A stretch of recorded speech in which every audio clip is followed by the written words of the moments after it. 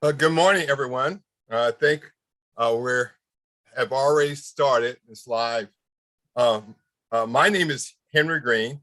I will be the presiding judge this morning. Before we get started, I'd like to introduce the other judges who are here with me this morning. G. Gordon Atchison, and also J.C. J. Hurst. There are the other judges that will be on this panel this morning. Let me, first of all, I'd like to name the case as 1, 2, 3, 5, 6, 8 in the matter of the marriage of Lindsay Freeman, appellant, and Matthew Freeman, appellee. I'd like to get the appearances. Appearing for the appellant. Thomas Buchanan, Your Honor. Thank you. And appearing for the appellee. Matthew Freeman appears by Kate Zigsma, Your Honor.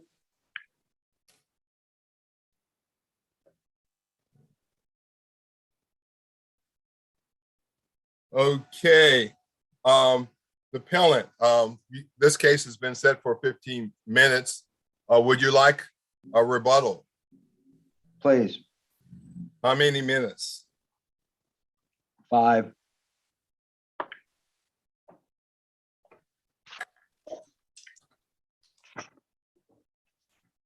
Before we get started, and I'm addressing this to the appellant, I would like for you to tell our audience a little bit about this case. When you're doing this, this won't be counted against your time. Tell the audience a little bit about the case, and also tell them what the issues that has been presented in this case that we will hear today. Mr. Buchanan, are you ready are you ready to proceed with your argument? I am, Your Honor. Are we ready to hear your argument? Yes, and you want me to start with a recitation of the case? Yes, tell the audience, tell us what the case is about and what the issues. And again, like I said, this won't count against your time. The case involves a divorce between a couple that was married for a substantial period of time, had 3 children. The circumstances of the marriage are not before the court, at least at this time. And many of the issues have been decided. There was a decree of divorce entered, a maintenance award entered because there's a vast disparity in income and education between the respondent and the petitioner. And this appeal relates to a reduction in maintenance. The maintenance period was basically 3 years for $7,725, I believe, per month. And the court, after a hearing in 2020, reduced the maintenance for the balance of the period to by about $2,500 per month. And we're appealing that reduction. Is that sufficient, Your Honor? Yes, very good. Thank you very much. And you may proceed with your argument. Yes, Your Honor. We're appealing this decision to reduce maintenance, and we're asking the court to reinstate the prior order of maintenance. As the appellate panel knows, when maintenance is entered, it's typically viewed as a contractual obligation that's incorporated into the decree of divorce. The maintenance period was not an especially long period, notwithstanding the length of the marriage and the 3 children of the parties. It was for 3 years, and we believe that it was error on the trial court's part to reduce it, that the trial court deviated from the standard that has been applied for almost 50 years in Kansas, which requires a showing of a material change in circumstances before a modification downwards to the maintenance obligation can be imposed. And the arguments we've made are fairly straightforward. You got a submission from the opposing party, which was entitled Additional Authority. which I would submit is in reality a surrebuttal brief because it discusses many things that have nothing to do with additional authority. But I wanted to start with that because I did not have time, even though the rule allows me 7 days. I was busy on other things and I did not file a response. First, on the second page, there's a discussion about the absence of jurisdiction for this appeal, which is quite odd because jurisdiction's been conceded since opening briefs of both parties were filed. So there's no dispute about this court has jurisdiction to resolve the issues before it concerning whether or not the reduction in maintenance was an error or whether it was within the boundaries ascribed to the trial court. And secondly, the submission claims that the respondent objected to the plaintiff's or petitioner's exhibits at the hearing. That is not correct. The exhibits were received by agreement of counsel, and you can find that in the transcript at page 16, line 11 to 17, line 12. The agreement was that all exhibits that had been tendered by the parties would be received, and the trial court at that place admitted them into evidence. The agreement further allowed sort of an oral argument, closing argument, if you will, on the part of counsel to comment on their beliefs or their view of the evidence that had been offered. But it is not correct that there was any contemporaneous objection to the exhibits offered. And somehow I've lost the court. There we go. And there was an argument about weight to be made by trial counsel for the respondent at pages 39, line 25 to 42, line 9, that they viewed that there should not be great weight, which I'll discuss the specific exhibits in a second.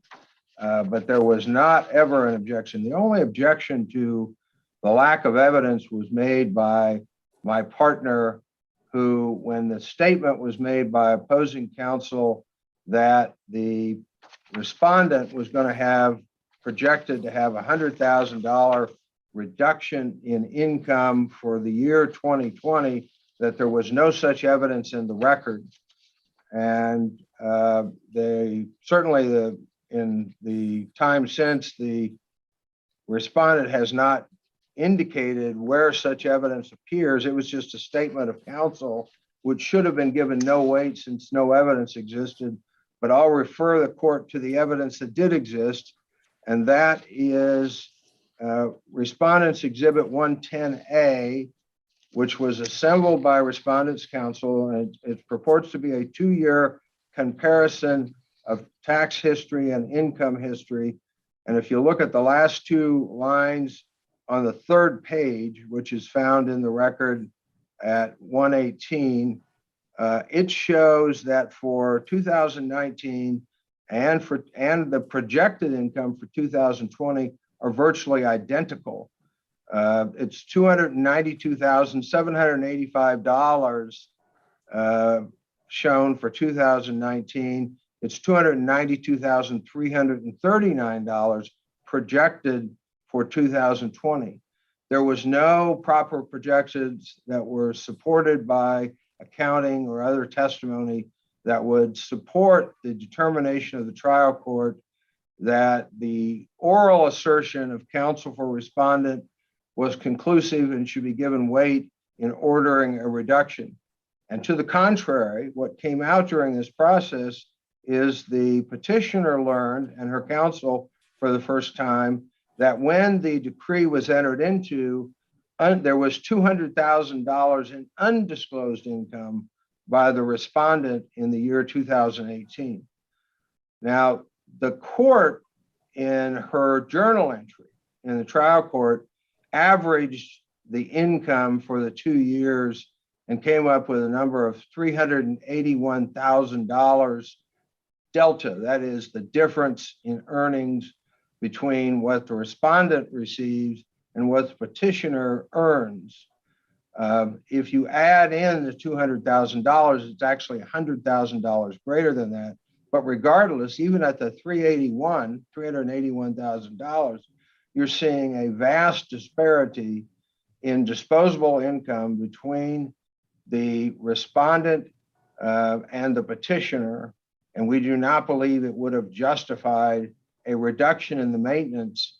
And in addition to that, the income and asset sheets that the respondent was required to file, and these two exhibits are Exhibit 16 and Exhibit 23, and the Exhibit 16 is two columns. One column is based Excuse on— me, Mr. Buchanan, Yes, did you bring this to the attention of the trial court?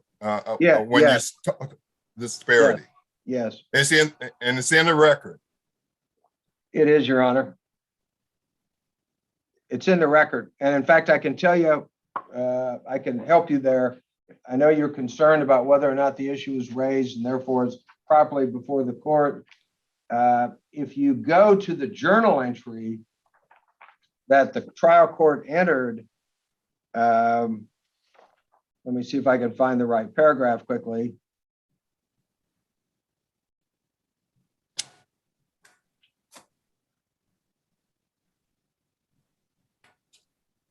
This increase in income for 2018 was discussed in paragraph 2 of the journal entry of hearing, which is filed of record October 26, 2020. And it reads, the parties were divorced in August 2018. The court finds that petitioner would have known what respondent's income for 2018 would have been if it had been higher, and agreed to respondent having an valued income, she doesn't use that word, of $550,000 as reflected in the settlement agreement. There is no evidence in the record that my client or trial counsel for my client knew that he actually earned $200,000 more than that.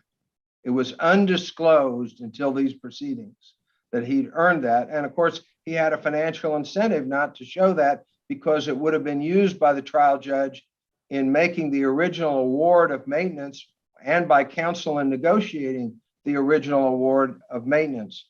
But the answer to your question, Your Honor, if you wanted a specific site where it's discussed, I could find it for you and send it in a 2-sentence letter to the court afterwards. But it definitely was of record before the trial court that his income was actually much greater in 2018 than previously disclosed. And there was an objection lodged, which we cite and quote in our reply to the assertion of trial counsel for the respondent that there is projected revenue loss of another $100,000 for 2020. And my partner objected and said, there's no evidence in this record that he's going to have that projected income reduction. And it's just an assertion of counsel. If you look at the journal entry, the trial court took that assertion of counsel as fact and adopted it and in her findings, and she should not have, because we all know that the argument of counsel, unless there's evidence to support it, is to be given no weight. I hope I've answered your question, Judge Green. I do need to get you into the cases. You're arguing at the trial court level that the trial court judge really had no basis to reduce the maintenance award just because of the reduced income that the ex-spouse had foreseen. And there was no basis for that. And there are cases decided, but I need you to discuss the cases because I think their argument is too narrow. I don't know if you're familiar with Heinger or some of the other cases. I don't think we have cases of saying that just because the income is being reduced, suddenly the trial court doesn't have jurisdiction to still reduce the maintenance award. And I need you to talk about that. Sure. The way I read the cases, and the three of you are going to tell me in the form of a written opinion whether I'm reading them correctly or not, is there are factors that congruent factors that come together to determine whether or not there can be an adjustment of maintenance. And among those factors, you could look at a reduction in income and the reason, and whether it was known at the time of the divorce decree and settlement agreement. And other factors are, is there any evidence that's affected the ability of the respondent to pay the court-ordered maintenance? The third factor is it affecting his lifestyle adversely, such that he needs to be relieved of his financial obligation? And there was no such evidence. There were some very brief allusions by counsel for the respondent in the hearing that, well, he just can't afford to keep paying that, but she offered no evidence that he couldn't afford the court-imposed obligation that arose out of the marriage for maintenance. And in fact, the arguments made on appeal are that, why are we messing with this appeal when the amounts and the period of time remaining are not substantial? But that argues against an adjustment, not in favor, at least to me. It makes no sense that you're going to go tweak and reduce her income that she's relying on late in the process, and you're going to do so based on a claim that he's had a reduction in income that in the moving papers, Your Honor, he acknowledged that all of the parties knew that he might have a reduction in income during this period. And so it was taken into account when the amount was set. And again, the disparity in income, if you take the judge's value, she gave two values for my client's income, $35,000 and $40,000. She's a high school grad. She does not have high income potential. If you take the court's average, which again, I've argued is low by $100,000 annually, there's an average income of $381,000 for him. It is difficult for me to see, and again, I admit I'm representing a party to the process, but it's difficult for me to see any justification. And of course, the reason that the Kansas courts, for as near as I can tell, about 50 years, have used the material modification of circumstances standard in deciding whether there can be an adjustment of maintenance is because, for policy reason, it protects the parties to the divorce, provides increased certainty, and it protects the courts from litigants who want to go back to the court all the time and seek adjustments. And so, excuse me.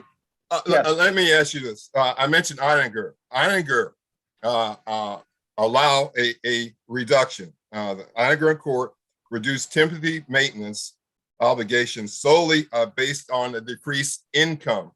The argument was made down below by you, Mr. Buchanan, was that the court didn't have jurisdiction to do that. It shouldn't have done that just based on decreased income. And what I've seen is that we have never made that bedrock decision that it couldn't be reduced just because of a decreased income. I need you to respond to that. Certainly. I think the record reflects that the argument below by my client and partner were that the court doesn't have jurisdiction to reduce the maintenance payments where the decline or change in circumstances is known and disclosed as of the time of the decree of divorce. If we had can you cite a case for that? Because we have cases where they do talk about what was aware, but yet still the court has jurisdiction. Give me 1 second, Your Honor. I apologize for fumbling.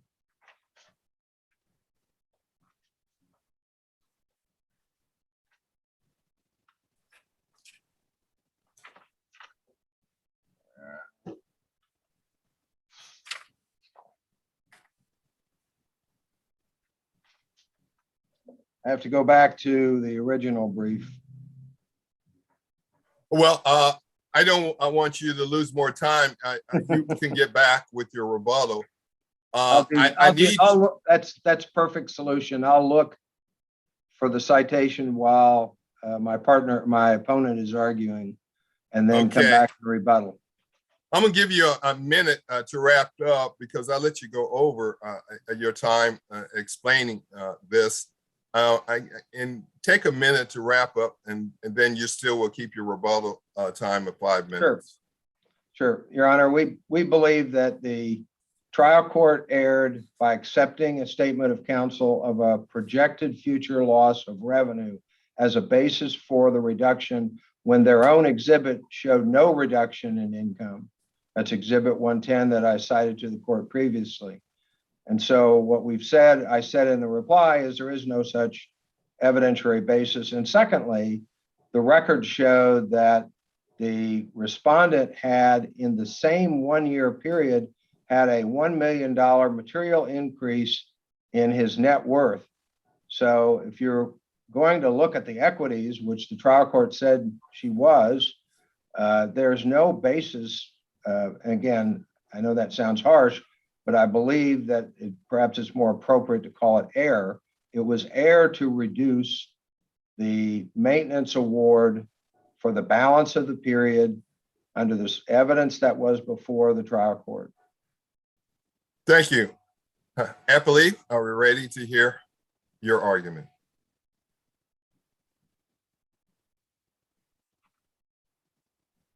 Apologize, I lost my mouse for a moment. I'm ready to proceed, Your Honor. Okay, we're ready to hear your argument. Thank you. Judge, I think part of the issue here is that in order for the appellant to succeed, they have an extremely high burden to overcome. First of all, they have to prove that CPA prepared tax documents are not substantial competent evidence of income, which seems to be a fundamentally flawed premise and would be a very concerning precedent to come out of this court, particularly for individuals who are not a complex financial circumstance or just W-2 employees. The W-2 in their tax records are almost the only records of their income. The second issue is that there is a decrease between 2018 and 2019. The court did not just decrease the maintenance amount based on the projected 2020 as alleged by the appellant. The situation we have here is if you look at volume 5, page 116, the parties settled this divorce in August of 2018. In August of 2018, they agreed that the respondent's income, or sorry, the appellee's income would be $550,000. Looking at page 116 of the record, $550,000 is line 1 for his 2018 return of salaries and wages. But wasn't that $550,000 taken from child support, a record? That was based on a settlement agreement. The parties entered a settlement agreement that set an income figure in August of 2018 to calculate maintenance and child support. That figure is comprised of my client's S-Corp income and his wages from his business that total $550,000. The material difference complained of by the appellant is $118,000 in capital gains. If you look at the settlement agreement, my client was required in August of 2018 to pay $500,000, $500,000 in cash to the appellant. And in order to do so, he had to liquidate some options, and that caused a capital gains increase after the settlement that was then transferred to Ms. Freeman as part of the settlement agreement. So that income basically passed through my client straight to Ms. Freeman as part of the settlement agreement. The second issue is that in 2019, when the court calculated that income, it picked up not only capital gains, it picked up every form of income on his return. So that in 2018, they had an agreed number that they relied upon to settle the case, which was his individual wages and his S-Corp wages. Then in 2019, when they came back and were litigating a decrease in income, the court actually picked up wages, interest income, royalty income, dividend income, capital gains, all of the income. The court actually relied upon his total income figure, not just his individual wages and not just the business S corp as relied upon in the agreement. But even if the court wants to discuss the $118 or $118,000 of capital gains, I don't know that it's an abuse of discretion to use the number agreed upon by the parties at the time they entered the settlement agreement to establish the original maintenance amount. Because that's exactly what the appellant is asking for. So the district court essentially gave them the number they wanted for the year that was not particularly in dispute at the time it was settled. As far as this case goes, I think, and I may not quite have the appellant's argument square, but one of the issues they like to discuss is whether or not the parties were reasonably foreseeable in this decrease in income. The fact is that was, but that does not mean that we cannot modify the case. The settlement agreement, which controls the district court's jurisdiction and controls whether or not the court could modify it at all, there was a 36-month period of maintenance. Despite only 36 months of maintenance, the parties agreed to allow for modification, not once, but twice. It's actually mentioned twice in a single paragraph that the parties will be able to modify maintenance. Considering that they used the number available at the time of the settlement agreement, which was the total business income and his total salaries and wages, I don't think this record can reflect that the parties already incorporated the anticipated decrease in income into their agreement in establishing that amount. There's just not any evidence in this record that reflect that. And I think the evidence actually in the record supports the district court's finding because it reflects the opposite. But the appellant hasn't actually asked you to interpret the settlement agreement. And it wasn't asked to, the district court wasn't asked to interpret the settlement agreement. We're off on, I'm not sure why we keep discussing material change in circumstances. That's part of my brief. That's not the statutory language. And when the parties incorporate the statutory language into their settlement agreement, I think the statutory language controls, which is at any time. And it does not include the phrase material change in circumstances, which very much means something specific in regards to child support and other areas of maintenance where they have included the phrase material change in circumstances in their settlement agreement, which is most of the case law. I'd like to hear your argument, what we see in your brief. Basically, you're arguing that the trial court is, as far as his right, you're basically saying that trial court was right for the wrong reason. Explain that to me. Judge, I'm not sure if the trial court misspoke in saying material change in circumstances, because when they actually set the amount, they didn't use a material change in circumstances analysis. They used the balancing of equities test, which is described in 232902 to establish maintenance. Even if the court applied a material change in circumstances, however, that is a condition precedent to being able to modify. That does not control whether or the amount of the modification. But when the trial court was talking about material change in circumstances, I didn't see in a record where you interrupted the trial court and tell the trial court that it was off base. And Judge, I have addressed that with prior counsel, but as a condition precedent, which establishes jurisdiction, I don't think that constitutes a waiver of that argument. Yes, the better practice would have interrupted the court, be to interrupt the trial court, say, excuse me, Judge, I just want to make sure we're clear what standard we're applying here, or if the court misspoke. That's not in this record.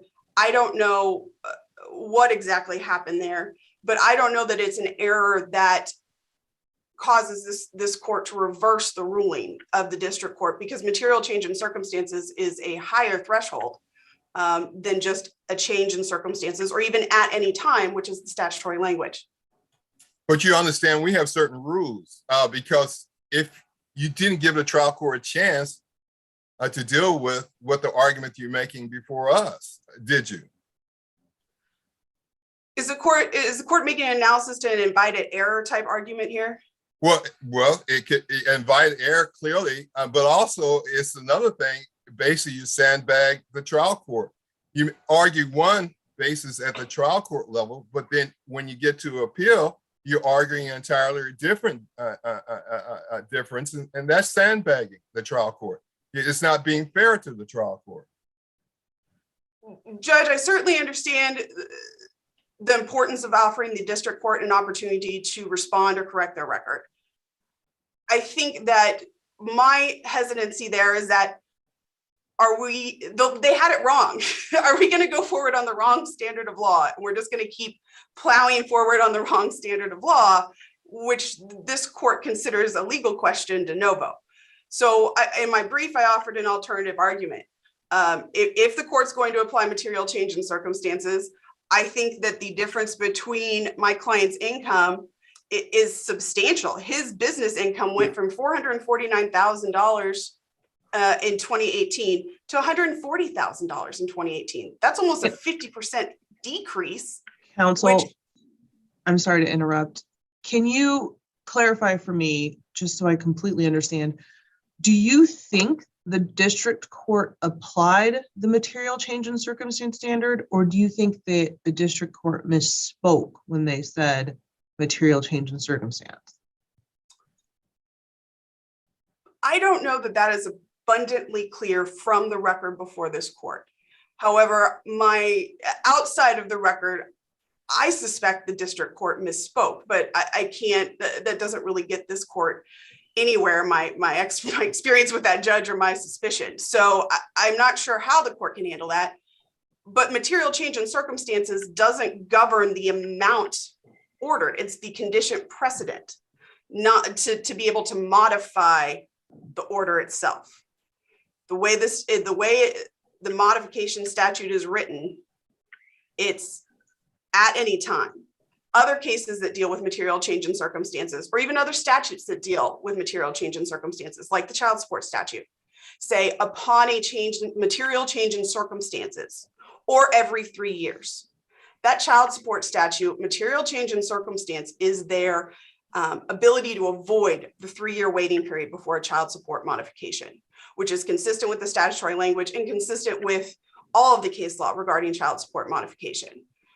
That doesn't control the amount, because even in a child support modification, if you show a material change in circumstances, they just redo the child support worksheet.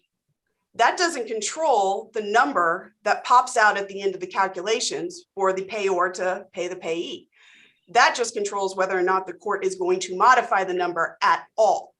And I think if the court applied material change in circumstances, a 50% decrease in your business income with not much of an offset, it is a material change in circumstance, particularly in this case where my client was not fired for wrongdoing or any other misconduct, or willfully terminated a job to just sit around and do nothing and live off of a trust fund or something.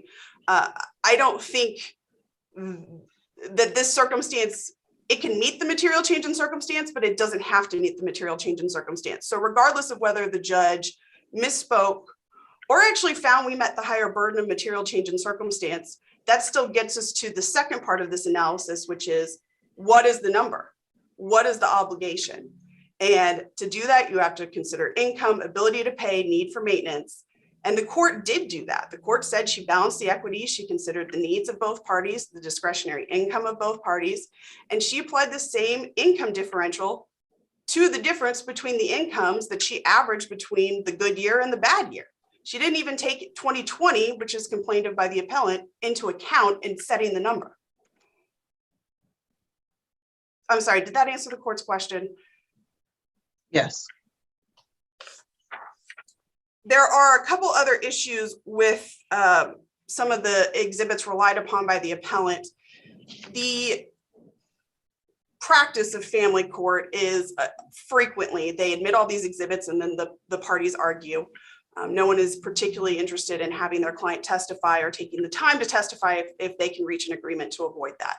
So what happened at the outset of this hearing on page 16, line 22, and proceeding up to that, the court says, I understand you have all these exhibits. They're going to be admitted without objection. We're proceeding by statements of counsel.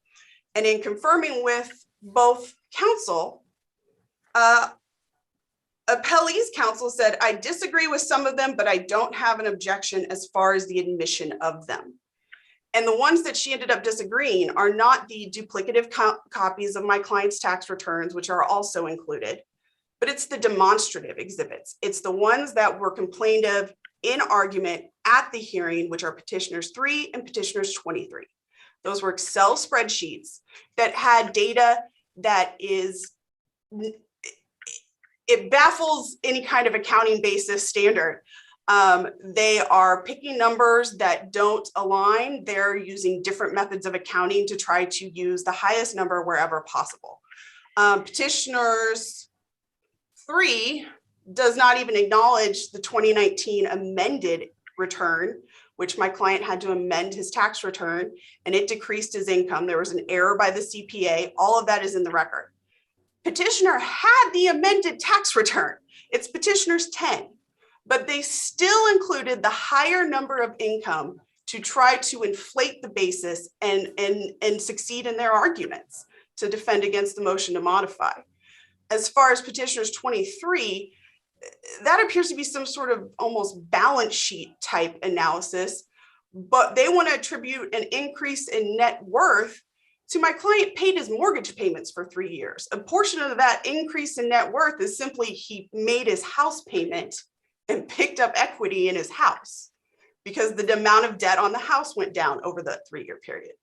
So I don't think that those exhibits, that's what we disagreed with, because they're not accurate. We don't disagree with the other copies of the tax returns. They're line by line identical.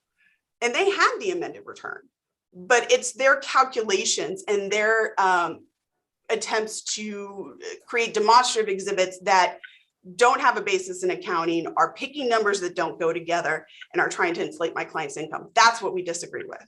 And I think those demonstrative exhibits are not substantial competent evidence to support their allegations, whereas our arguments were based solely on tax return documentation found by CPAs and filed with the IRS.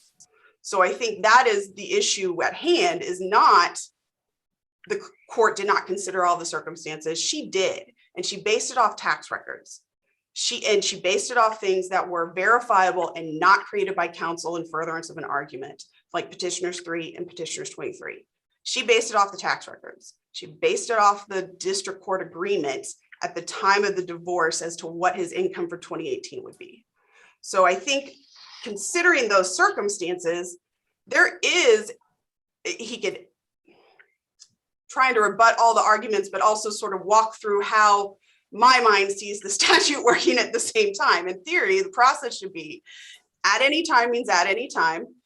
If there is ability to modify it in the settlement agreement, the court has jurisdiction to do so. If they put a condition precedent in the settlement agreement that's not in the statute, the court would have to consider that.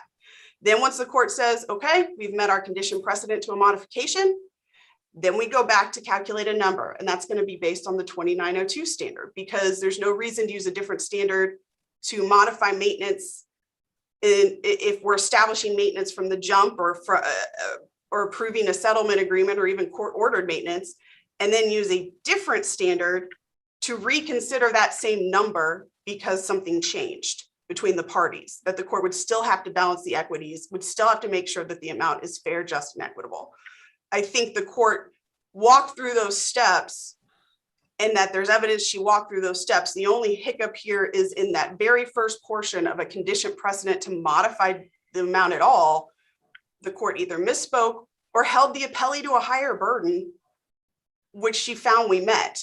And then if we can meet material change in circumstances, we can meet at any time. That's just a question of degree there. If the court doesn't have any further argument, or sorry, further questions, I guess I would have further argument, not the court. We would ask the court to affirm the reduced income, reduced maintenance amount and the findings of the district court. They were supported by substantial competent evidence. And in light of the balancing of equities, there's no indication that the court's decision was arbitrary or unreasonable, such that it would merit a reversal of abuse of discretion. If there's nothing further from the court, then I would yield the rest of my time. Are there any other questions from the judges? Well, thank you very much for your argument. Mr. Buchanan, we're ready for your rebuttal. I had to find the unmute button, Your Honor. No problem.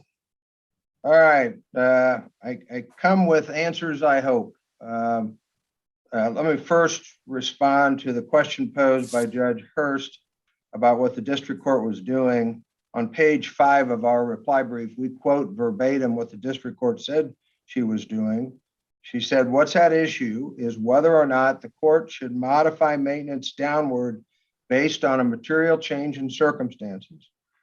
I do not know, Your Honor, whether you served on the district court prior to your appointment here or not, but I suggest respectfully that it's my understanding that if one polled the district judges of the state, they would overwhelmingly state they believe that is the standard for a change in maintenance, is a material change in circumstances. And I already addressed previously the policy reasons, both to protect the recipient of the maintenance payments, to provide certainty to the couple that have divorced, and to protect the court from prolix Mr. litigation. Buchanan, I'm sorry to interrupt. No, you're fine. I have not polled the district judges, but I think we would be more interested in precedent that establishes that that is in fact the correct standard.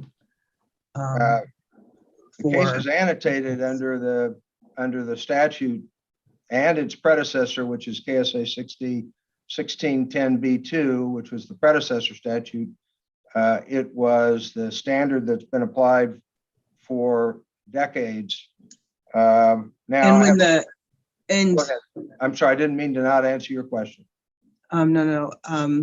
Ms. Dictama pointed out that frequently in those maintenance agreements, that will be the standard listed. And so then that is the standard applied by the court.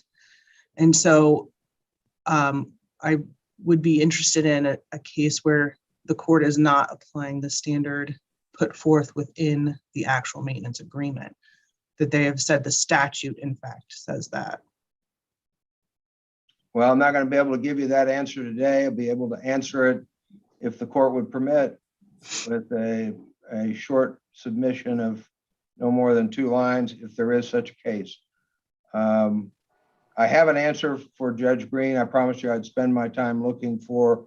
You asked about whether there were case decisions about modification from a decrease in income alone. In my brief, there are 2 cases cited. In re Marriage of Strebe. I do not know if that's the case you referred to. 45 Kansas Appellate 2nd 953 at page 957, a 2011 decision in which the husband sought to modify maintenance downward. He had invested in a franchise and he lost $400,000, and the trial court found that was not a substantial reason because there was not evidence of a change in circumstances since the divorce that would justify that he could not pay the maintenance payments required from the decree. And then there's a second case cited on page 12 of our brief. If I said our reply, I misspoke. It's our opening brief. In the matter of Marriage of Santee, and it's 408 Pacific 3rd 1282, Kansas Appellate 2018. It's an unpublished decision, and the court ruled that because fluctuation in the husband's income was foreseeable at the time of the settlement agreement that it was signed, particularly due to his age, his loss of employment, is not enough to find for the trial court to have found a material and permanent change in circumstances warranting a reduction in maintenance. So those are the 2 closest cases in preparing our appellate briefs, Your Honor, that I found that I think are responsive. At least I hope they're responsive to your query. Briefly, with regard to the lengthy discussion about exhibits and my opponent's argument, the exhibits she's discussing, the demonstrative exhibits, aren't cited anywhere in our briefs. They're not argued before the court. They might be in the record, but what's cited in the appellate briefs are the factual record concerning income and circumstances, and what they show from the respondent's own records that he, although his counsel claimed he was going to have a $100,000 reduction in income in 2020, which the judge relied on and put in her journal entry, his projections showed no reduction in income for 2020. And I've already discussed the fact that I realize, because it's good advocacy, counsel's pushing pretty hard, that the parties agreed to 550. The parties agreed to 550 for his baseline income in 2018 because he didn't disclose to his soon-to-be ex-wife or her then counsel that he actually made $200,000 more than that. And so that's just not, it's undisputed in the record that he actually did earn $200,000 more than that. And I don't know how you can increase your net worth by in the manner suggested by paying down your mortgage if you have a reduction in income. I'm Excuse not me. very good. Yeah. You need to wrap up because you're exceeding your rebuttal time. And I appreciate the warning, Your Honor. I shall do exactly that. The at any time standard has never been adopted, isn't the standard, shouldn't be the standard, and isn't what the trial court applied. And Chief Judge was correct when he said nobody bothered on behalf of the appellee to point out to the trial judge that they thought she should apply a different standard.